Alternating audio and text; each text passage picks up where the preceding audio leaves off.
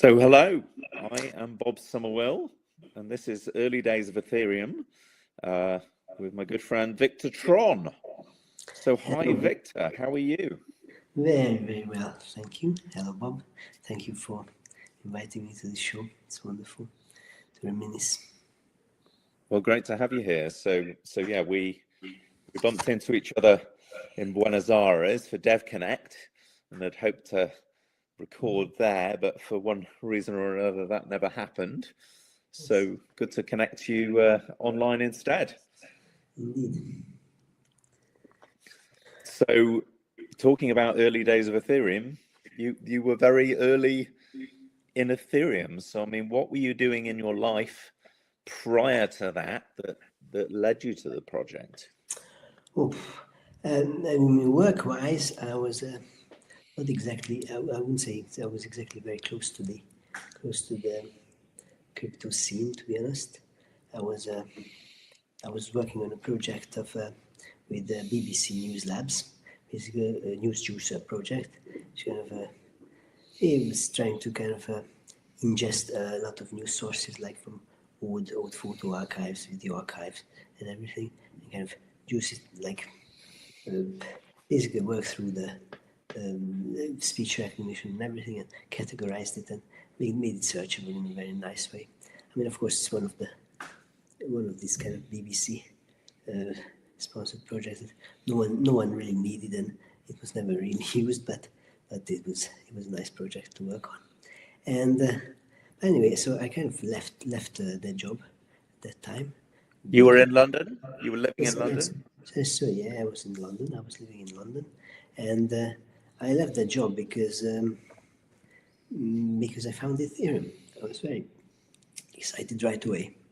So I guess it was when Gavin visited this kind of new web meetup, some sort of, I think it was a new web meetup, and then presented Ethereum. I was absolutely taken back, and I found it was amazing and game changer.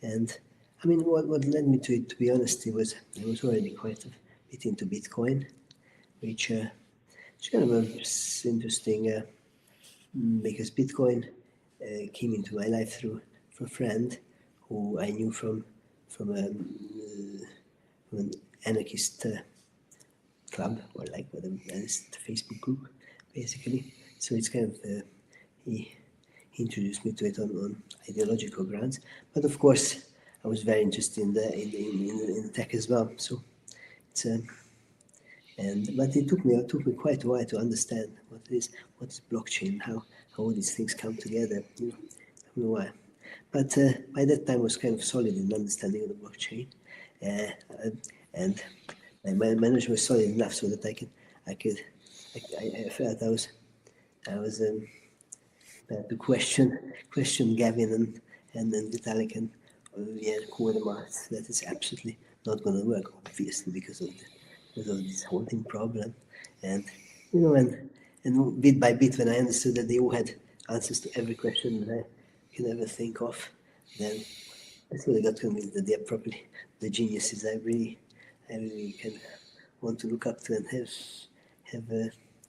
have in my environment and learn from. It was a very, very, very great start. And so when Gavin presented the Ethereum, I was next day I was already hacking on the C++ code base actually, and had my first PR in. We kind of met in a cafe in Dalston, I think, and I remember it was already quite impressive that I learned that Gavin used Mac, but actually he was running a Linux OS on it. It was very impressive already. And so you mentioned your anarchist group there. So had Bitcoin earlier been interesting to you from that kind of monetary, anarchist libertarian? I have to say yes. I mean, when Bitcoin came, this was the time when I even kind of learned what money was really. I mean, before I didn't even grasp this notion, and it was very important times in my life. I mean, it was really a game changer to kind of have a framework in which I can totally identify myself with. And yeah, libertarian. I don't know if it's the right word, but yeah, whatever. Freedom-seeking individual, and I really like this kind of Austrian view of economy, and I've understood how money was used and what inflation was, which I never really understood before. That was okay. I came late to the game. Let's say that, but yeah, and then it was all very it was all history after. And the next web meeting that you mentioned, was that like a recurring meetup that you were going to, or were you regularly going to kind of, web meetup? That Yes, kind of but stuff? this one particularly I saw that because I saw Vitalik's presentation, I think it's in Miami, and so that really got me interested. So I knew what I was in for when I showed up on that meeting in Houston Square, I think it was, that meeting. Sorry, you said Vitalik's presentation, was that the one that he'd given in Miami? Yes, exactly, Miami conference. Right. And there was so kind of I knew already what I expect from it, but of course I never really understood, and Gavin helped me quite a bit to understand it. So it was really great. Were you watching a variety of like Bitcoin conference talks? Was that a sort of a regular thing that you were doing at that point, watching YouTube? And yes, and I was very, very interested and very much into these things. I mean, I was hoping that changes related to these kind of technologies will come a lot earlier. I was already I was sold in the hype a bit, or contributed to it myself in a way, and yeah. Had you been sort of following along with things like Mastercoin and colored coins and other sort of Bitcoin 2.0 projects? Yes, actually I did, yeah. I did. It was kind of I think it was BitShares at the point. Well. I'm sorry? And there was BitShares, I think. Oh, yeah. And there was this kind of, and then open transactions, which is very close to kind of Gavin's heart, I think. They have worked together. And yeah, I don't know what came out of that after all, but it's interesting. And then, so after I left the BZC and already that winter, which I kind of spent in Thailand, on half in a retreat, and then I was in my spare time I was working on the yellow paper, and worked my way through the really hard notation that Gavin put on the paper. So, yes, a lot of people struggled with that sort of math-heavy notation. And so you went to Gav's presentation, which would have been very early February. So I mean that was only like a week or so after Vitalik's presentation in Miami. It would have been very, very close. correct. So you spoke to Gav there, and then you exchanged emails, did you? Yes, basically we exchanged emails. He put me on Skype group. There was a Skype group at the time. I think it was 20 odd people on it, really. So not a big crowd. And yeah, that's how it all started. So very nice in the beginning to have this kind of really grandiose ideas and chat, and be part of it. I'm super proud, and I'm very happy that I managed to be at the forefront of it very early on. It's kind of a lucky move, to be honest. So was it a fair bit later in that year that you started working with Danny on Swarm? Were you doing more?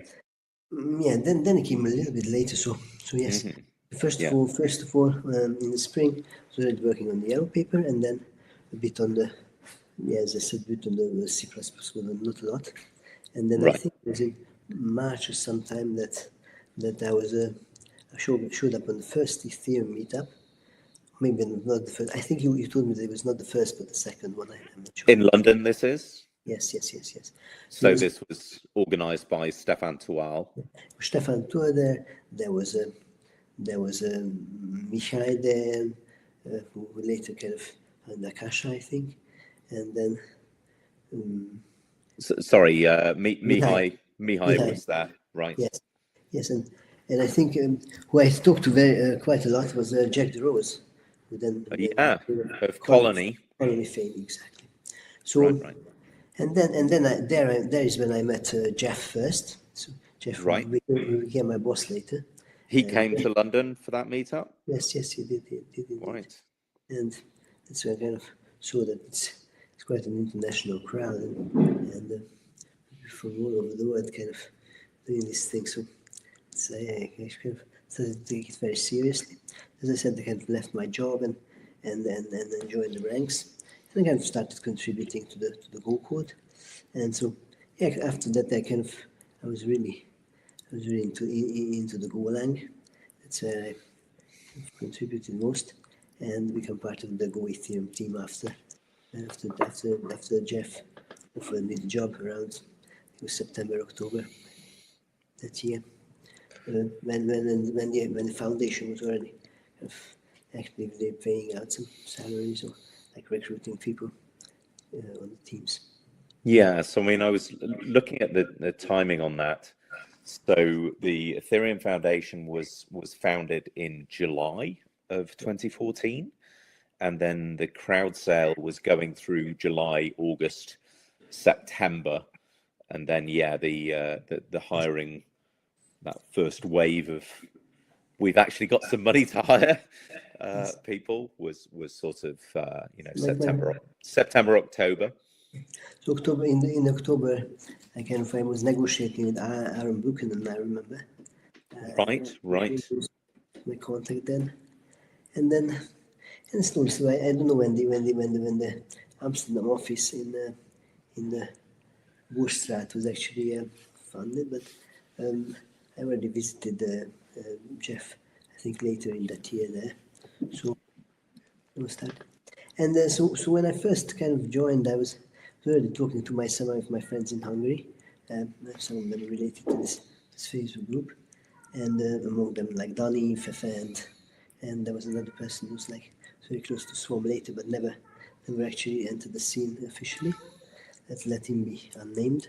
And so there was some thinking that maybe the four of us kind of can form a group and we can just join as a kind of sub-dev team or something in the whole Ethereum. I mean, it never happened, so we were just hired individually, and then so yes, around so that later that year there was the DEFCON 0. Is that correct?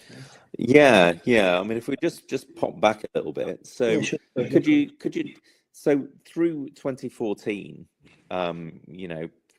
prior to the sale and so on. I mean, so how were things working early in 2014? I mean, you've mentioned a Skype group. Were most people kind of working through Skype?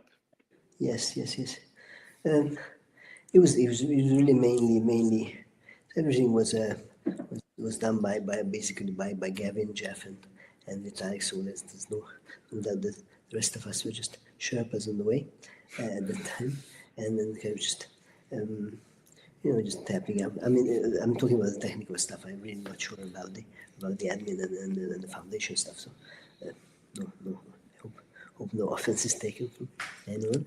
But for the tech stuff, it's So I think it was actually already in July that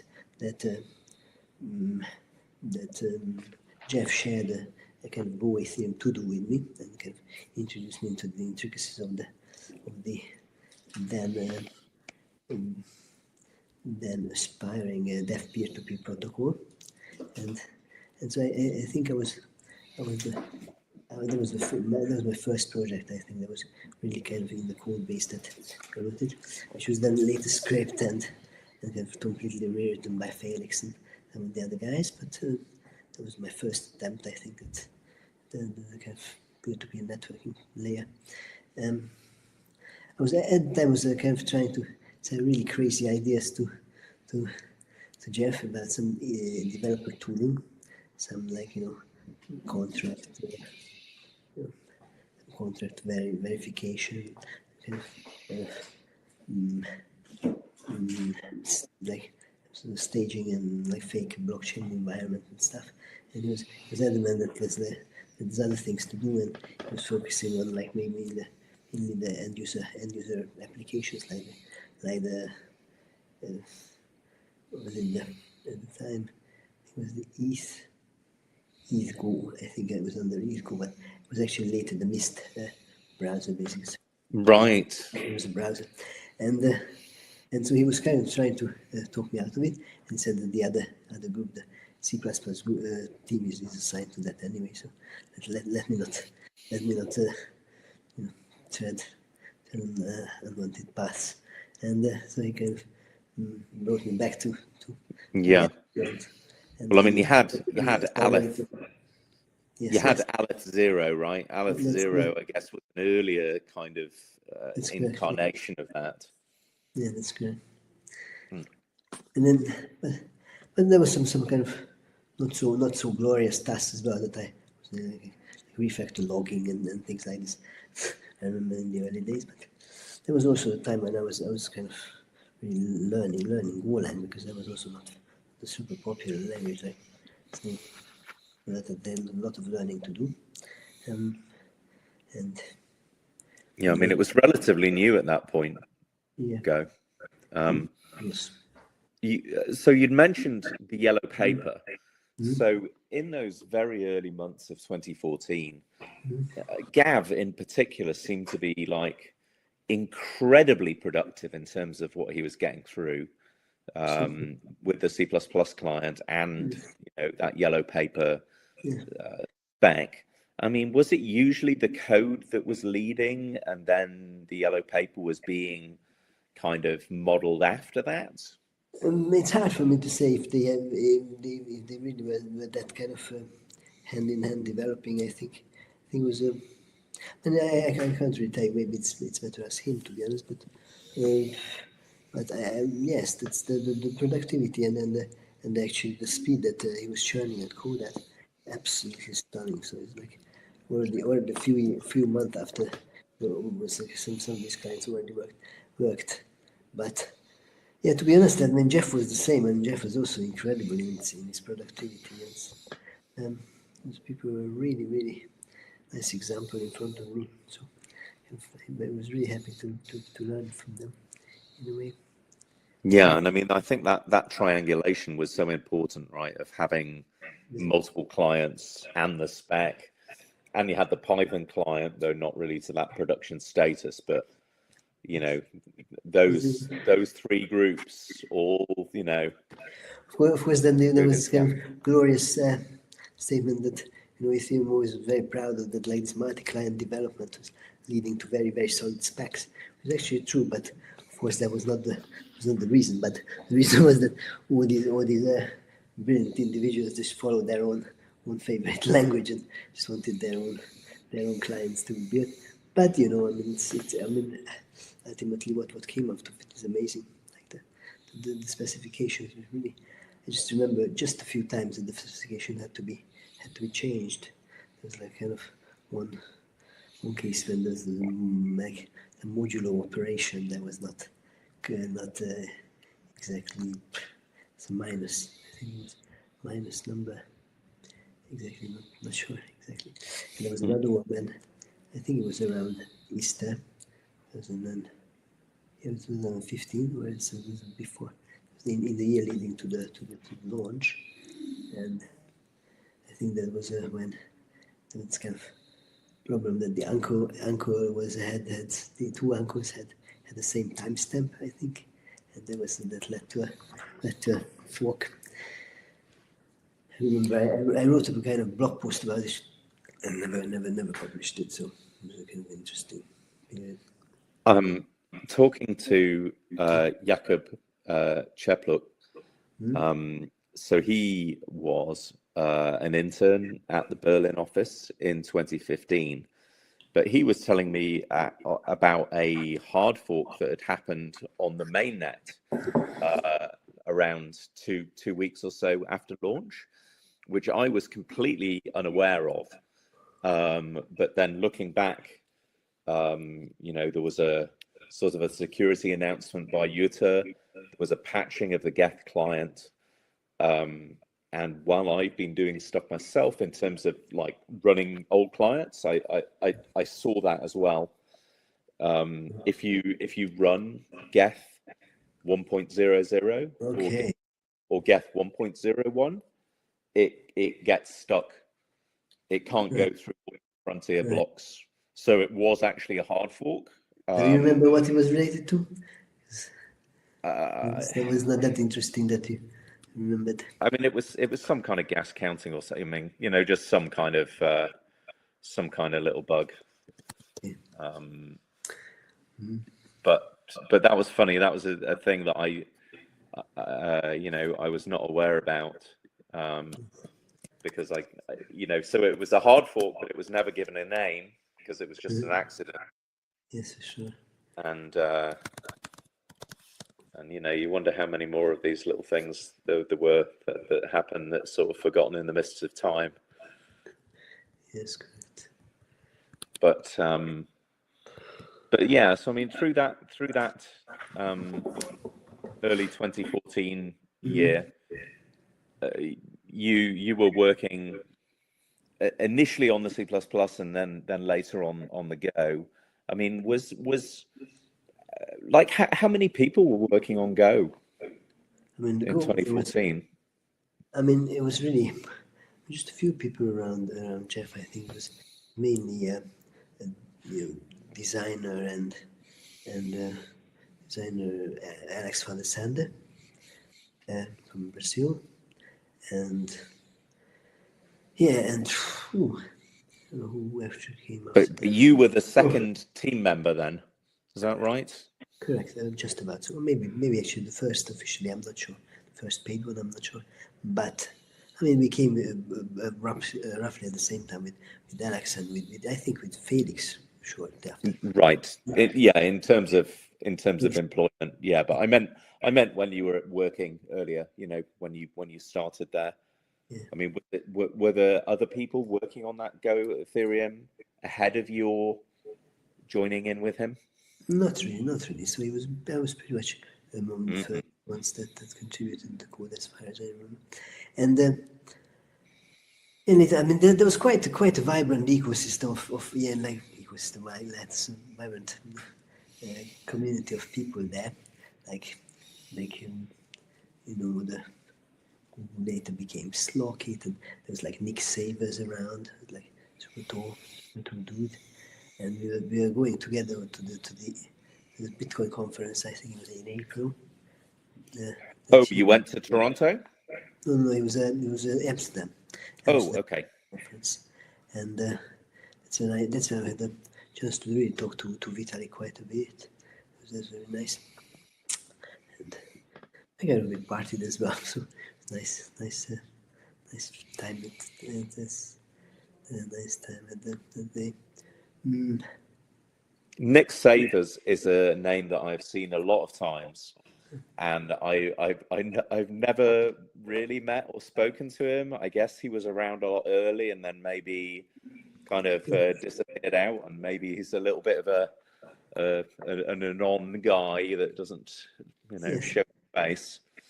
Yeah, I mean, he never joined. He was never. I don't think he was ever like officially part of any team. But he was always like, around and helping us. And I think he was employed by some bank.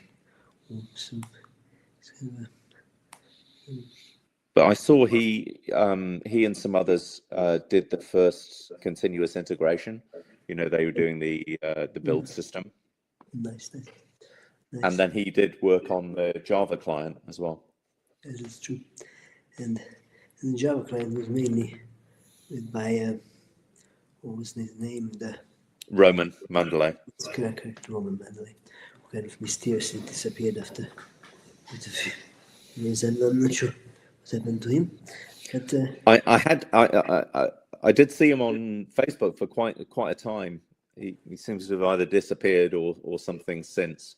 But I remember I still yeah, talked to him at the London DEFCON, the DEFCON one. He was definitely around there with the whole Ethereum J team, which I don't even know what their name was, but Ether Camp. That's correct. Ether Camp, thanks. Thanks for reminding us. Well, nostalgically, all these phrases. So yeah, it was sort of early 2017. I think that he kind of disappeared. They did Hacker Gold, and this some kind of like hackathon that there was some controversy about. It looked like the team kind of like bought votes, the winning team bought votes or something, but were paid out anyway. And then he sort of disappeared with some people thinking he'd exit scammed. But I'm not convinced he did, because if he did, it was the worst like exit scam ever, because it was so early.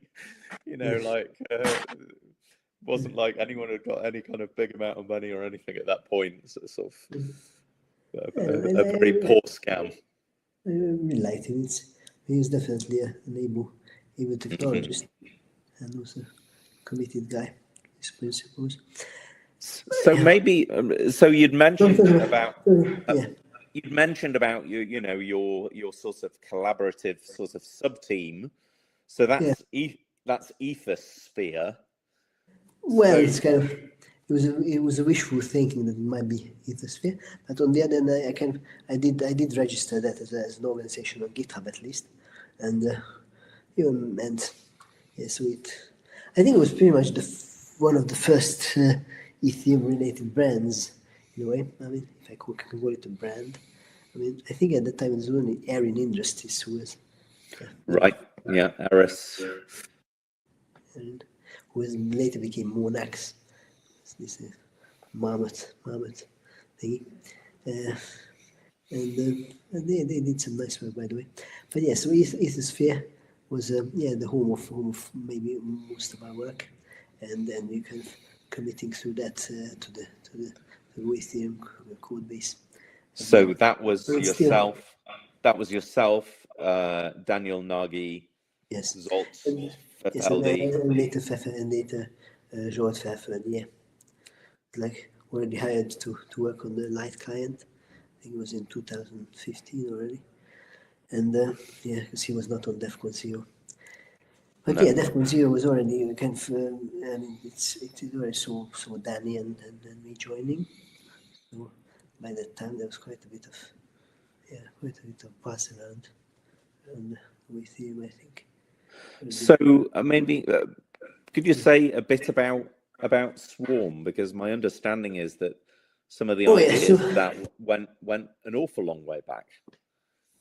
Yeah, so I don't know if you remember, there was in May 2014 there was a seminal triad of talks in I think it was in Whitechapel somewhere or somewhere in East London, and in that talk that was the first appearance of Web3 in the Ethereum context.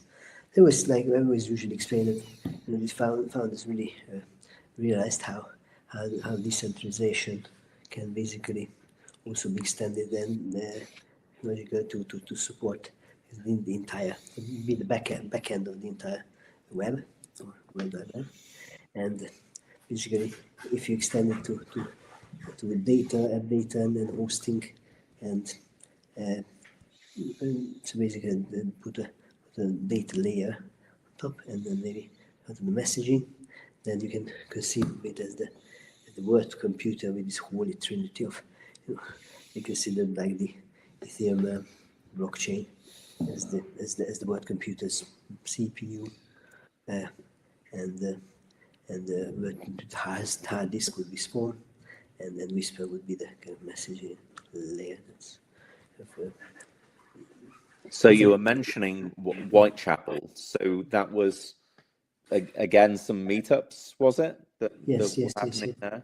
And I think maybe Ethereum even had some sort of co-working or like some sort of hired office there, or maybe a room or two, because I remember we often found Vitalik there, so not entirely sure how this works, so I don't want to say anything about it, but yeah. Would that have been when that? A lot of internal meetings as well. Would that have been when that kind of famous diagram would first have surfaced? You know, the one with like the circle and the apps coming in at the side.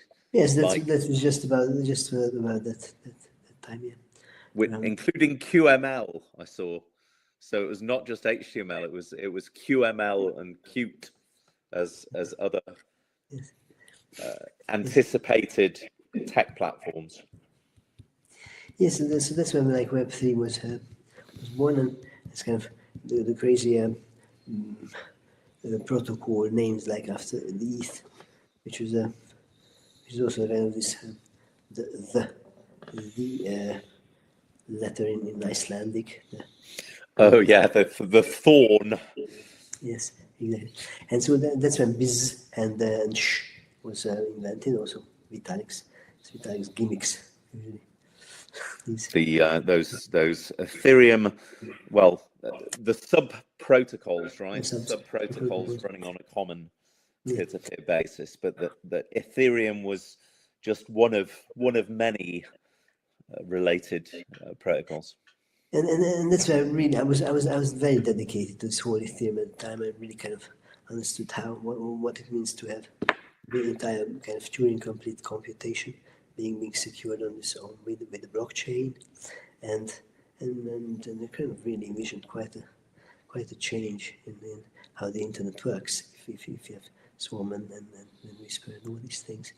So I quite liked the idea, and then later I kind of learned that not only did we socialize on BitTorrent at the time and kind of wanted to improve it, but actually some of us like Danny was operating a DC plus node and had some legal troubles. Maybe we can also kind of talk about this with him at some point. So that's kind of brought us brought him quite directly in the kind of realm of implementing Swarm. This idea of a decentralized storage and maybe decentralization, etc., and name resolution on Ethereum. That's how it all connected. And Zolt had mentioned to me that he thought that the idea for Swarm had gone back to at least 2011. There was this idea of I mean, of course, I don't know about that, but it was mainly Danny's idea that if he saw the amazing qualities of BitTorrent, but he also saw some drawbacks. So it was so maybe historically it's best to derive the whole idea of Swarm from them, and because BitTorrent was had difficulty like starting a download because of all these throttling rules, and of course didn't have the proper incentives to keep the data, and also of course had the problem with the individual bits of the file not being addressable right away. You had to use a tracker to resolve them, and of course there's also a problem with how much privacy there is in the downloads, because I mean as you remember for example in Germany they already there was legal prosecution for who used BitTorrent. Oh, I didn't know that. And I mean not that time, but I mean much later. But yeah. So I think what Donny was trying to do is like came up with an idea of how to chunk things in a way that every chunk is kind of content addressable, and also kind of that some of the placement of chunks is also part of the DHT. So normally a DHT, like a decentralized or like a distributed hash table. It's basically it's based on the idea that that you put node IDs and kind of chunk or IDs of content basically in the same space, and somehow you get information, mostly location, or like who to download it from about these chunks from the neighborhoods that have the same address, or like similar address. So there's usually a metric on this. If you use the logarithmic distance like that, then you can call it the Kademlia. And these Kademlia networks, you kind of iterate through the peers. Like you keep a few peers connected, and you call them out. So do you know closer one to this guy, when this guy, I don't know, it's like the hash of Star Wars, and you want to watch Star Wars, and then you call them up, and ultimately you see where the chunks are who we can download from. So obviously this is not very private. So and also kind of it's not very. I mean, it's, as you know from this kind of legal problems, that it's also not very really deniable. So if you kind of enforce where certain chunks should reside, so you kind of maybe enforce a kind of storage layer on top of it, then you can plausibly deny that you know anything about it, because it's the system that enforces that parts of the Star Wars you're storing. So basically, it was done as Julius' idea, that I think we call it the DPA, so the Decentralized Pre-Image Archive. So basically an archive of pre-images. Pre-images is a piece of data the image of which is the hash. Yeah, the pre-image is what's before the hashing, the actual piece of data, and so this idea of actually storing not the location but the actual data at the place in the DHT, as direct DHT interpretation, was the DPA, and that was kind of a very important notion that came and then became very important in Swan. And then and then a lot of other things came. So I remember when we were kind of in it was in 2015 or 14, I'm not sure. That in the winter they were sitting in the Arena Plaza in Budapest, the three of us, with Fefe, talking about this and how to start implementing. And we were kind of, because there was a pressure to obviously implement the whole thing with using UDP as the networking stack, because it was considered that like TCP is too heavy and too slow. But then obviously that at the time we already had the deft peer-to-peer protocol layer, so it was very easy to implement it and then try out this protocol. So I suggested that maybe we should, instead of using UDP, just use TCP, but use it kind of for forwarding way. So you keep alive some connections, quasi connections, quasi permanent connections with the peers, and just use the Kademlia through the live connections, that each forwarding, like you can each locally decide to forward to the closer node, and ultimately you just backward, like if you forward the request and you backward the chunk after all. And so it seemed like a very easy to implement, and we did exactly that. It turned out to be one of the best and most interesting choices of Swarm. It turns out that that's what allows the kind of peer-to-peer accounting to be working, and also this kind of gives the privacy features that Swarm has. Basically, it obfuscates the originator of the request, if you think about it. So no one knows that when someone there is asking you something, that they want to watch the Star Wars, or someone upstream wants to watch the Star Wars, and also kind of it directly solved the opportunistic caching problem, how to distribute automatically popular content, so that with the retrieval paths or the forwarding PS can just remember some of the chunks. So it's very, very, very interesting how these ideas like started, and basically we kind of coalesced into that was already in 2016. So I think the very first release of forward like in Geth 1.5. I think it was in. Not even sure of the. Yeah. 1 second. So it was December 2016. It was, yes, when this Alpha Public Pilot was released, and I remember there was already kind of how we viewed video. We call it streaming, but it's actually not video time. Streaming, it's like just you watch the video file. There was a nice tweets about that too.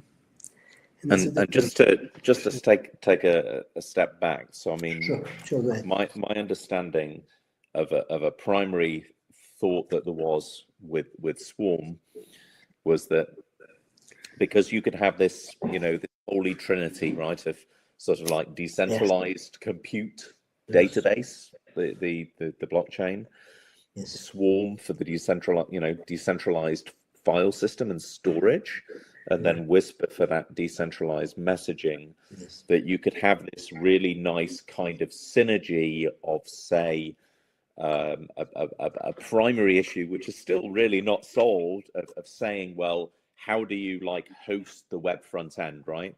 To make a whole application, yes, you need your smart contracts and your transactions and things, but you need like an application wrapping around that.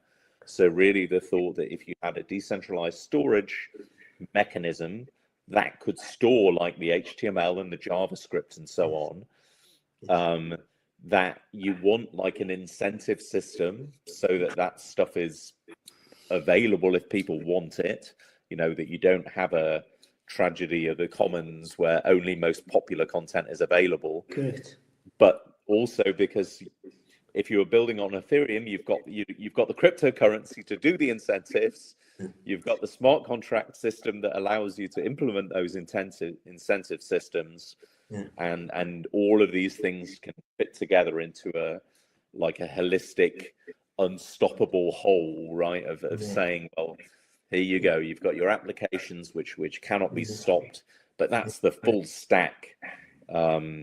And it seems even now that there's an awful lot of stuff which is dependent on centralized hosted services still, and it's very central. Yeah, I'm pretty sad about this, to be honest. I mean, there's a lot of these things. Like, I don't know if you remember this big, I don't know, was it Bitbase that kind of lost the biggest crypto heist ever because of the safe hack.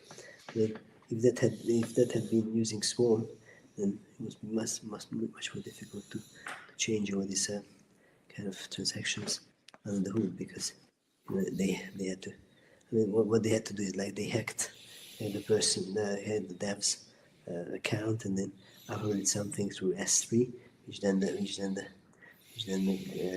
safe wallet used. And of course, these are much more difficult to do if these things are kind of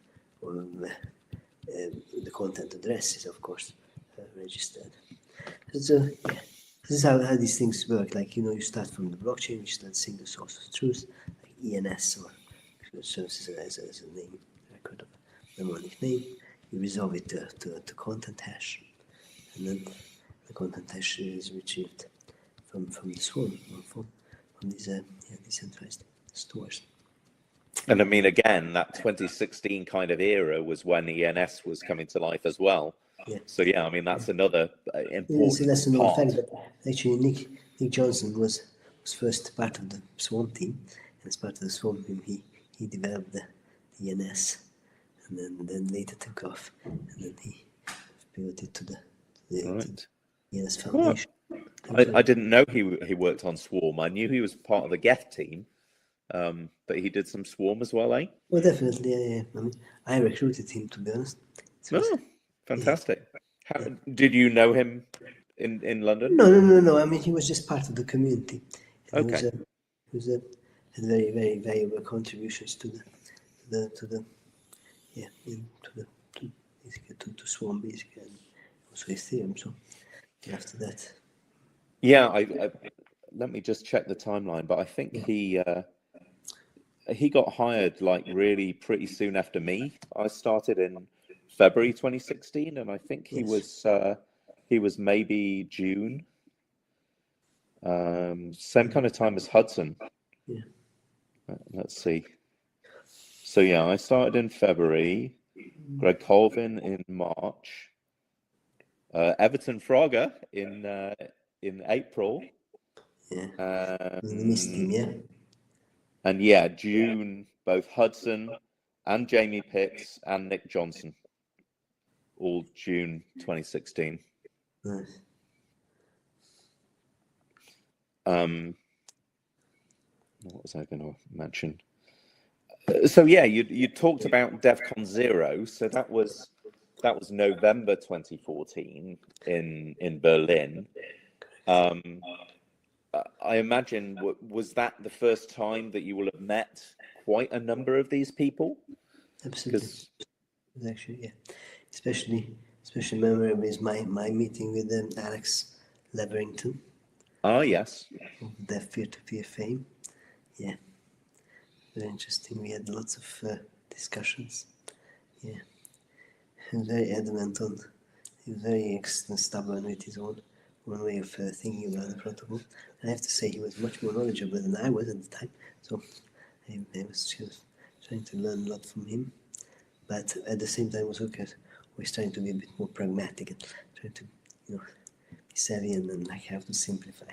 I remember I first basically brought together the kind of specs for the peer-to-peer protocol, and then that was not really followed.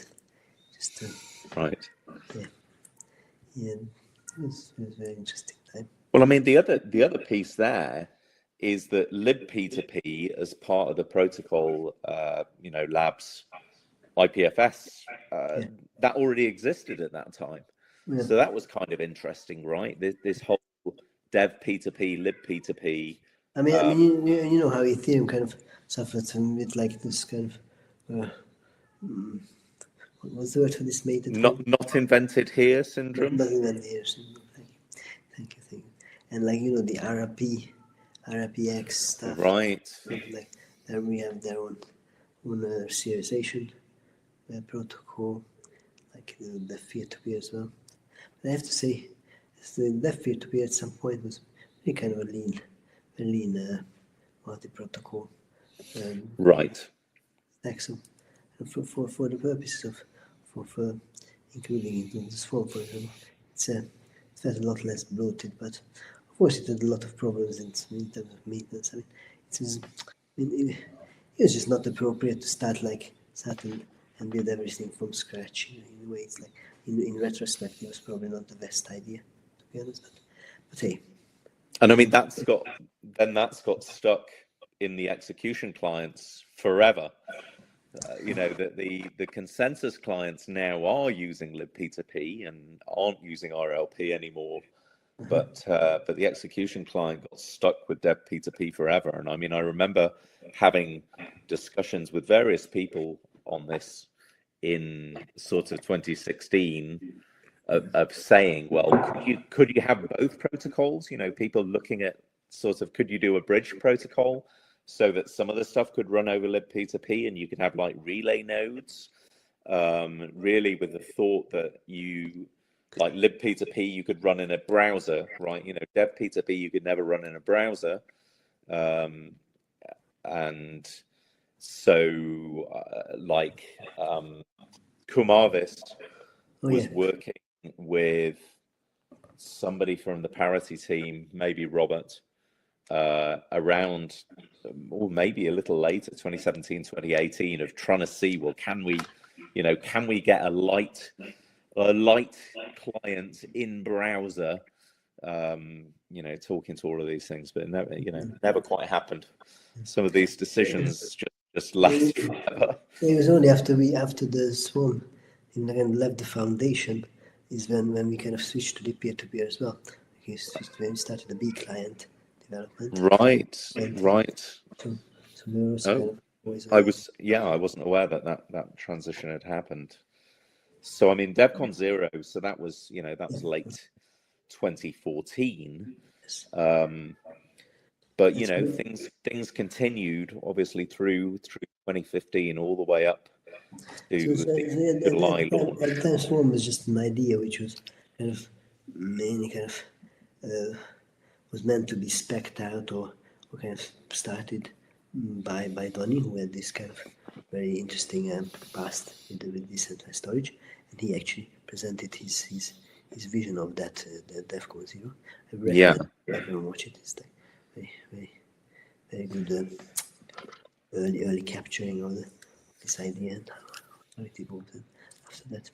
And at that point he got hired in, and that became a real a thread of official development within the Ethereum stack. Absolutely correct. And then later, as time went by, kind of gathered around him and continued on churning out some code. Around who? Sorry. Around about Donny and then kind of slowly kind of organically became a little bit of a sub team after that, and and so after that, like Fefe never really contributed after the first bit which was even I think it was even programmed before Ethereum came, as you said. He was telling me that he was thinking that was what he would be doing when he was hired in, but then almost immediately Jeff told him, no, you're not, you're just working on Geth. yes. I mean, he was hired to develop incentivize the light client protocol. She worked on for many years, and it's a bit sad that it never took off, to be honest. But well, there's been a lot of things didn't take off. Yeah, well, I mean, it's tough. I mean, that's my interest in that is where my own journey started. Because when I kind of got interested in Ethereum, the first thing I wanted to do was I was really into mobile and wearables at that time. So I wanted to see, can I run an Ethereum node on my smartwatch? So I was doing ARM Linux cross builds of CPP Ethereum. I remember that time, yeah. And my thought at that time was, okay, light client is still getting worked out, but I'll get a full client working on all these devices, and then when light client comes out, they'll just work, right? So I can run a full client on a test net, make sure it all works, but it's just a matter of time. Of course we'll have light clients, and of course everything will scale, and of course you can run all things on any devices, right? We're thinking every phone is, you're just going to have an Ethereum node running. Every router, media box, every and we're still suffering the kind of RPC and then centralized access, right? I mean, how unstoppable is that? Yeah, it will just get, it'll just come with every Linux distro. It'll just be like a service that's just part of the Linux distro. Just get shipped. You've just got this background service that that is just talking Ethereum. And it'd be the same as like having, a network stack or an audio stack or whatever. It's just like, you're going to have a consensus stack, and, it'll just like run in the background and just work. It'll be like cheap and easy.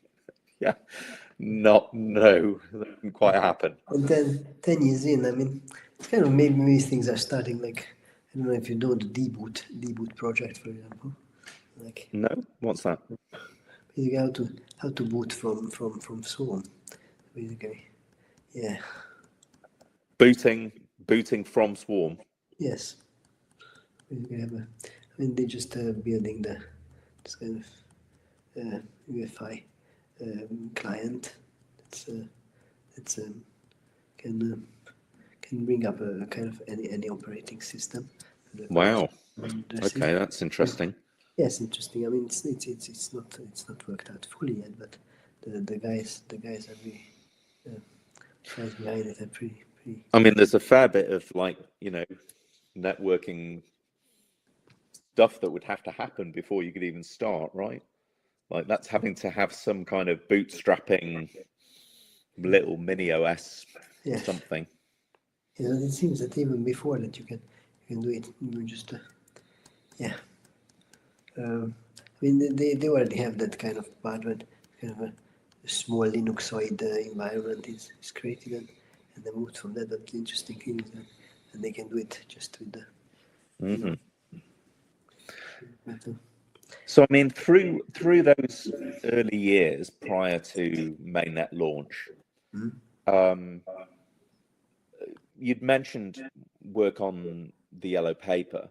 So I mean, how was it being determined what what feature complete, what good enough looks like? You know, had you got a good idea of what you'd have to have before launch could happen? I mean, well, I didn't have a clear idea really because it took me a while to understand the full system. I'm very honest with you. It's like I think it's only Jeff who really oversaw that. He knew what was needed to be built, and he was building massive things on his own, single-handedly. It's really crazy. I mean, I remember when it was one of the not so good experiences.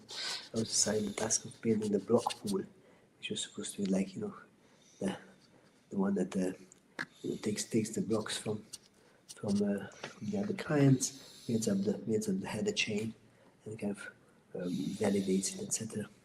And I was working a lot on that, and I remember the time when he had enough and said, "Okay, I just built it," and he like basically 1 or 2 days, and it was done. So, and it was an interesting experience. And Christoph Jens was, building the cross-client tests as well. Did you do work with those tests yourselves? Sorry, I mean, were you? No, I did myself, but yeah, I remember he was always running, and so I remember, yeah, started a lot, and then we found a lot of things through that kit, and So in sort of July 2015, we had the arrival of Ming Chan, and shortly afterwards, pretty serious budget cuts, because within that year or so, the foundation had managed to pretty much burn through the vast majority of the money. yeah, it was under the name of austerities, I think. He was the official name of that. Yeah, I remember, and that time when Vitalik basically said that, okay, so there's not going to be swarm. What's going to be is maybe we should just kind of use IPFS, and let's try to work on an incentive system that we can put on that. Okay. And I remember, but I mean, I remember that maybe it's not a secret anymore, but Jeff kind of let us keep working on Swarm Travis period with. So we did, and very soon after, kind of there was a basically a ready incentivization scheme for the bandwidth incentives. It's also very interesting because Swarm seems to be one of the only systems like decentralized storage systems that has a proper bandwidth incentive and a proper accounting system like this tit-for-tat accounting, and it seems like it's quite I don't know, it's probably conjecture, but it doesn't look like there's any other proper way to do this, because if you think about bandwidth, first of all, it's a kind of instant gratification thing. So you either forward for someone, like you either serve a request or not. So it's not like the shady territory of more like a future promise, like storage. You have to kind of record your deal on the chain, and some proof of availability, etc. But here bandwidth is just much more kind of, yeah, it seems like easier solved by just peer-to-peer accounting. That's I forward for you, if you forward for me, and which really for each other. And if there's a big tilt, then some sort of conversation should happen. Yeah, but I'm not sure. Maybe it's not even has to be some settlement around it. Just and then we kind of like this idea. There's also kind of Dennis genius that came up with this kind of checkbook idea. It's basically an early version of like sort of payment chain, like micropayment solution. And yeah, so that bandits incentive was a very powerful one. It lived on long. So well, and I remember that kind of it seemed that the incentivization for storage was much more difficult in a way to arrive at. There was the negative incentives, how to solve the problem of sort of pricing and network growth, and who's responsible for whom, what, and if everything is recorded on chain, and how to handle the privacy of things. It was very, very difficult. So it came much later. I kind of worked out that part as well. So it was only after even the Swarm token was released, 2021. Yeah. Anyway, so yeah, going back to the roots, the austerities. So you were continuing to work through late 2015, even though it had supposedly been defunded? Yeah, kind of, yes. I mean, we were trying to kind of figure out this incentive, of course, like, and in that sense, we were of course not really off track in a way, but and I was also kind of working at the time on the Go-Ethereum client on many aspects of it, and I remember by 2017, the kind of Swarm client was kind of integrated, and there was released within Go-Ethereum. It was exactly it was in 2018 when it's kind of the proof of concept 3 release was part of the Geth, and it's kind of when the Swarm client was starting out, you start with the standalone Swarm client. It's starting 2018, you said? Yeah, so that's 2018. So the proof of concept 3 was released, and then. So all the way through until that point, Yeah. you were continuing to work as a sort of a Geth team member? Yes, I mean officially we were part of the Go-Ethereum team. It's part of the Amsterdam entity, and then kind of slowly kind of extending the team as the protocol got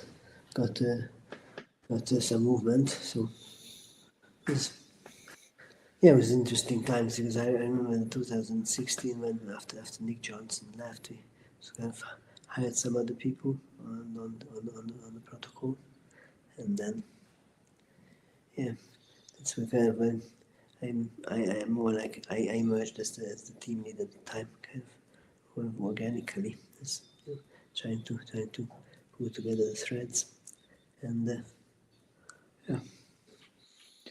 And so with the Swarm Foundation, how and when did that happen, and how did you come to kind of leave the Geth team, I guess? Well, so it was 2018 autumn, man. When actually 2018 around summer, kind of I and a person called Albert came and like started to offer the help for Swarm, and they were kind of asking what we needed. They seemed very helpful. And then next Albert Nee, is this? Yes, I think so. Yeah. Who had basically joined the Ethereum Foundation at the same time as Aya. Yeah. I was very, very, very. I mean, to be honest, I'm on very good terms with Ming before as well. But when Aya came, she seemed to be very, very helpful and try to solve some staffing problems and things. But there was negotiations started, and I'm free. And after that, it seems that by Prague, we kind of get into some serious discussions, and after that, we kind of, I think it was right the last day of the Prague DevCon, we're submitting the proposal for funding, and then that was very interesting because never really got any serious feedback on that, and it was always a bit wondered, like what's going to have happened, and there was some negotiations went on with Sean O'Connor as the point of contact delegated by Aya. So, who? Sorry. There was Sean O'Connor. Who was, right. Yes, there was the delegated point of contact for us, the Swamp team. But and then slowly, like after that, I think there's a kind of totally the EF scores changed a bit, and that's when every team need to submit a kind of rule and proposal and all kind of things. And that's a kind of this whole scheme started of like trying to graduate some of the teams and some of the protocols out of the foundation. Yeah, have them get individual funding and kind of bridge the gap with some grants. And then that's what happened with the Swarm as well. So after, I remember 2019, there was a Swarm summit in Madrid, which was very, very successful. I remember we ran a lot of partnerships, like we subscribe to some actually monetary help as well. But then and the foundation also kind of promised to back it up, and somehow that never happened. So we kind of resorted to launching our own token, which we did in 2021, and so kind of it's already with 1 year into the new Swarm client, like the B client, and yes, so when we launched the token, we kind of started anew with some new life of breathed into the whole thing, and that's when we started working on more seriously about implementing the positive storage incentives, and the rest of the features just came. Yeah. I mean, was that the same sort of time as your code base became independent? Like, did that kind of coincide that you're like, right, we're an independent thing, we're going to make a new client, we're going to switch to libp2p, and it's not going to be integrated in directly with Geth? Were those happening at the same time, or did the tech happen earlier? Yes, not really. I think the Swamp code base was taken out of the Go-Ethereum quite a lot before. So I think maybe 19, I'm not even sure when, but I think it was POC 4, I think, and when it was taken out, I think it was too experimental, I guess, or something. And anyway, it's not really a good idea to mix the two, and also then the developer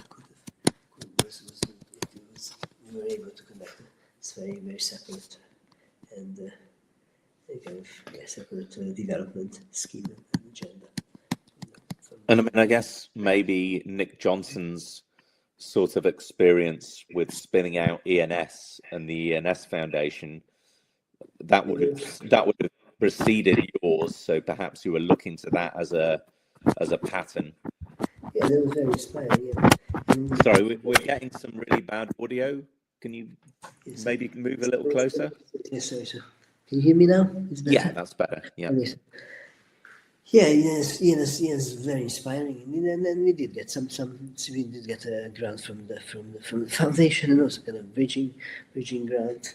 And as I said, like later, somehow it never materialized with that kind of program, that kind of budget that we put together with the team.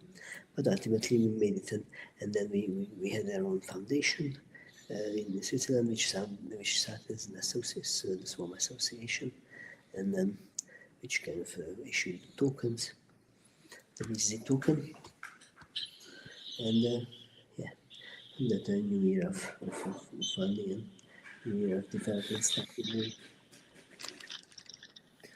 One thing we skipped over, maybe we can just quickly go back to, is DevCon 1. Yes. So that was in London in November 2015. So I assume you were there. What are your memories of that event? I just recently rewatched it, and I remember we were pretty much kind of very sick already. I don't know if you know, but I was diagnosed with Parkinson's in 2009, so kind of so 15 years ago, and when I did DEFCON 1, I was not very easy to follow and hear. I remember I was a bit surprised. I didn't remember at the time that was so difficult in terms of my movement. But sorry for that, for maybe unsolicited diversion. But yes, as for the content, I remember that we had a very successful presentation of Swarm. There was a lot of interest at the time.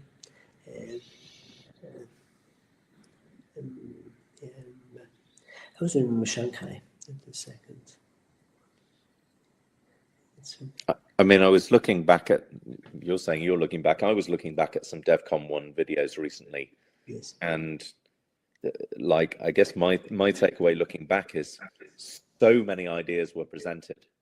You know, by that point, nearly anything that you can think of in all the different areas, it seemed that somebody was working on that. You know, you'd got this real flourishing of people building on Ethereum by that point. You know, like anything you could imagine, it seemingly was presented there. I remember when the Holy Trinity came, then we always thought that that from next year we're gonna have like always wonderful decentralized service, like the decentralized deliver or just eat or whatever you call it, like the decentralized eBay, decentralized Uber, and Airbnb, and all kinds of things. And of course, of course, they all need their kind of Swarm-like thing, or either distribution or some sort of scalable data layer behind it. That came much later. Yeah, many of them like 5 or 10 years too early. Yes, true.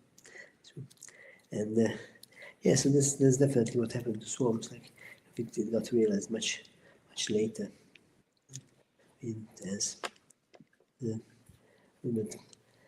But now at least it's working. So yeah, can you talk a little bit about where Swarm is now? What's happening, and how's the functionality and usage? So we have quite solid network, and we kind of consolidated had a narrow definition of the protocol. So basically, it's kind of DPA, like the distributed chunk store definition, where nodes communicate basically, and then they distribute the chunks. It's kind of a storage model, as well as it's called the distribution network, and there's a rather strong privacy properties, which are quite unique, and I mean, we use kind of older analogies. I don't know, like the checkbook and postage stamp. Postage stamp is something that you attach to a chunk, a piece of data to keep it alive, and it's kind of a hot wallet in a way. It's kind of when you put some money on it, some storage rent gets deduced, and until it runs out of funds, your content is live, your content is available hot. And so I mean, on the way we very early on we implemented kind of this manifest idea. The manifests are basically just a matching or mapping of strings to documents, which you can use as a kind of key value store, but sitemap, but also kind of a directory tree, right? So basically, you could right away implement directories and files, and so that was the first extension. It's kind of high level, and we were already talking about erasure codes and stuff back in 2016, and got only implemented maybe 2 or 3 years ago, and it's kind of a very interesting concept of how we kind of implemented in the erasure codes, but yeah. So there's also this kind of thing called ACT, which is like the access control mechanism that allows you to kind of manage the grantees that can access a file or a directory. And so basically have a way to kind of get to the encryption key of unencrypted content. And one of the very interesting stuff in Swab, maybe one of the very interesting features, is how you handle mutability. It's kind of single mono chunks of feeds, Swab feeds, and it's basically kind of sub-block ENS, if you think about it. So basically, if you have the integrity of the chunk is not by the content, but actually by some sort of semantic convention. Let's say like, okay, it's my website. It's like, let's say the address is something that you can guess in terms of, my CV is then hashed together with your Ethereum address. Yeah. And that's the address, and you can find it. And the mutable content is actually has a station by signature. So that's the signature which is the integrity of the chunk. And that's how we handle the mutable content. And it's also it's great for kind of quickly changing stuff like databases and things. I mean, where would you say Swarm as of 2026 sits and compares with, say IPFS plus Filecoin or Arweave or others? Like, how do they differ, and what kind of usage? So basically, you're asking me. You probably got a technical answer of how it compares in terms of technical capability. Well, let's keep it light. If I am a dumb end user, no, I know, but what I'm saying is that it's difficult not to mention that in terms of, for example, adoption, or in terms of even familiarity. Yeah, I mean, maybe in terms, maybe in terms of adoption and just like top line features, perhaps that that one has and another doesn't. Yeah. So IPFS is obviously very very widely used. Also, kind of in the Ethereum realm, it was always a very very good and relatively simple architecture, easy to understand. I think it's very. I mean, if you compare it to Swarm, it lacks the previous features. It definitely lacks the previous features as well as the incentives, really. I mean, you can say that you can pin stuff and therefore get it preserved in IPFS, but those pinning services are actually quite centralized. So it's like, and there's also kind of attackable in a way.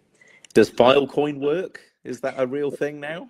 Well, Filecoin kind of does it in some way. It's mainly good for archival, and you have very strong. They kind of have a killer feature, this kind of availability proofs, which actually work for proving that your whatever you store there is available in various replicas. Yeah, which is not an obvious thing to do at all, and it's very good. But on the other hand, I don't want to kind of mock it, but there's an internet meme of someone taking a magnetic tape out into the envelope, and the meme says like someone retrieving stuff from Filecoin. So obviously, if you don't have any kind of retrieval retrieval protocol or like hot retrieval layer with incentivization with some sort of SLA attached to it, then it's a bit difficult to evaluate the proposition there. I mean, of course, there's since then there was a lot of trials, and since then it's changed, and there's also kind of there's been also attempts to link it to IPFS, which is itself a distribution platform. So Filecoin kind of it does its job. I think it's a bit of an overkill in terms of these incentives, of like in terms of the availability proofs, and also kind of suffer some bit of the previous issues that you have to negotiate deals, so it's kind of a marketplace of storage. In Swarm is very, very different in that sense.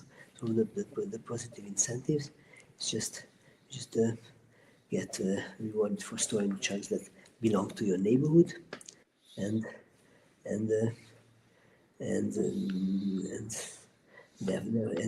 a kind of pricing and the redistribution of the kind of postage stamp revenue, as you call it.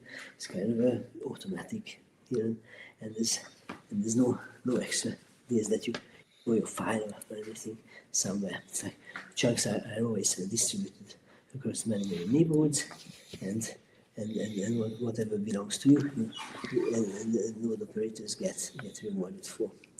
And this redistribution game can have a nice property of a central pricing, basically that can be that's sensitive to some sort of supply signals that we get from the game itself. So there's it has this nice method of checking supply for demand, and therefore set the price based on that. It's kind of a thermostat type of model. I mean, the question is whether it works at all, and some of the assumptions might not hold. So, if we get a pinch of salt, but so in terms of its bandwidth incentive, and in terms of this positive storage incentives, and also the privacy properties, I would say it's quite an advanced framework. I mean, apart from all the obvious goodies that we talked about, like the addressing and kind of URL-based addressing and content rest storage and balanced distribution of chunks, and also there's a lot of aspects in which we put a lot of emphasis on. For example, you take it very seriously that the monetary incentives is what drives the thing from bottom up. So I think there's some voices in the community that don't take very seriously this kind of monetary incentives, and they think that maybe altruism is really after not that bad. And I kind of understand where they're coming from. However, we take it seriously that the monetary incentive, like having someone behind a node, a client, is kind of a modeled by a rational profit maximizing agent, and turn this kind of relatively kind of lower level urge of maximizing your profit into something that's generally very, very usable on the network level, emerges as a kind of intelligent system that can serve other purposes. And this is what incentive design, this is what Ethereum is amazing at, like that it can express with the smart contracts, or this kind of self-enforcing contracts, how they can express a beautiful incentive system. And for example, in Swarm, we take it very seriously that all kinds of strategic decisions that clients can make, that basically not that doesn't lead to kind of immediate disconnect because of a syntax problem or like something more primitive violation. These should be incentivized, at least to the extent that doing anything else than what the protocol dictates should not get a better amount of reward. So basically, at least you lose money. And then this is all the way from the connectivity, how you connect and how you forward stuff, how you and all the strategy of what you kind of that you serve, what you retrieve, what you cache, and then all this kind of stuff are properly incentivized. So let me ask you one last big question: is looking back over these 10 years, have things happened as you thought they might? What you thought Ethereum was at the start, has that been what it's become? Looking back on these 10 years, what are your big reflections on this journey? Very interesting question. So, well, Ethereum is still very, very close to my heart in a way, but apart from the heart being something, from a sentimental approach, I also think that it definitely fulfills many of its early promises, and maybe some of them are kind of maturing a bit slower than I would have wanted. I mean, just think of the kind of proof of stake, which was supposed to come after maybe a few years, and then it kind of really happened, and but I mean, some things take a while to even develop, to even conceptualize properly, and yes, I mean, of course, some of these earlier ambitions of proper apps being on Swarm, be like the Swarm Ethereum apps, of course, didn't materialize. Or I would say that they're not considered as properly materialized because I think you have Web3 app is as Web3 as the weakest link of it. Yeah. So if you have anything that's not so decentralized in a stack, like I mean just think of the easiest examples of Tornado Cash, but using Infura. Right. God forbid me to say it, but Infura did block Tornado Cash at point, and it was obviously illegal to use in the US, but I mean, so we still suffer from some of these early neglects, like neglecting clients, neglecting the whole proof of proofs and verification. I mean, it's a bit surprising, some of this to me, and it's worth kind of facing that we're talking about Web3, but it's actually just the we talk through RPC and then which is kind of centralized, and then we talk NFTs and then all this kind of stuff, but we again, I mean, as Moximan in fact blog put it, like he actually showed when on OpenSea the NFT that he created turns into a third image, and yes, so it's kind of. I mean, he of course it's fun. It's okay to poke fun, and I mean you're part of this, and of course as some of these things might be the promise of maybe spawn of something that kind of me might have missed, and therefore kind of lagging behind with some of these overall ecosystem promises. But I don't know. To be honest, my but instead of lamenting on this, I just keep on there and try to channel some of the positive energies into this constructive action and stuff. So in this vein, I'm kind of, in general, my approach can be described easily with the kind of solar punk image that I'm relatively optimistic about the tech and the future of it, and I think this unstoppability is kind of unstoppable now. It's really not possible to slow it down, and I really hope that when people get it, they don't necessarily look forward this kind of stupid regulations curbing the use of it, and instead just go full throttle. Okay, well, thanks so much, and all the very best. Okay, thank you very much, Bob. It was lovely to talk to you and reminisce about the past. You too. Okay. Thanks so much. Bye-bye.